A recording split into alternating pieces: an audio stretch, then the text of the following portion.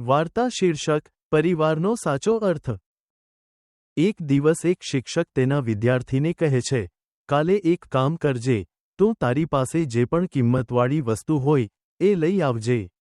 બીજા દિવસે વિદ્યાર્થી તેની સૌથી મોંઘી ઘડિયાળ, મોબાઈલ અને કેટલાક નાણાં લઈને આવે છે।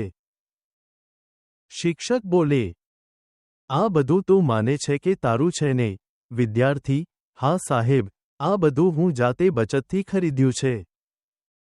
શિક્ષકે પાછું પૂછ્યું, માને કે આવું બધું તારે ક્યાંની ભૂલી જવાનું હોય તો તું શાને શોધીશ પહેલા? વિદ્યાર્થી, મારો મોબાઈલ, કારણ કે તેમાં બધું છે, ફોન, ફોટા, કોન્ટેક્ટ્સ। શિક્ષકે હવે એકદમ શાંત અવાજે કહ્યું, ધારણા કર, તું વિદેશ ગયો છે અને તને ખબર પડે કે તારા ઘરમાં આગ લાગી છે। ઘડિયાળ, નાણાં બધું ભસ્મ થઈ ગયું છે, પણ તારો પરિવાર બચી ગયો છે, ત્યારે તારે શું વધારે કિંમતી લાગશે?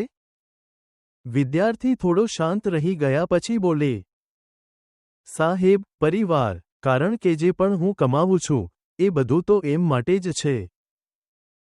શિક્ષક હળવી સ્માઇલ સાથે બોલ્યા, અરે બેટા, ઘડિયાળ, નાણાં, મોબાઈલ બધું પાછું આવી શકે, પણ પરિવાર નથી આવતો।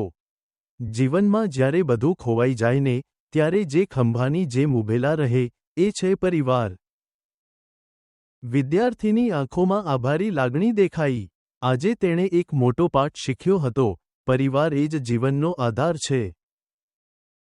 શિક્ષણ।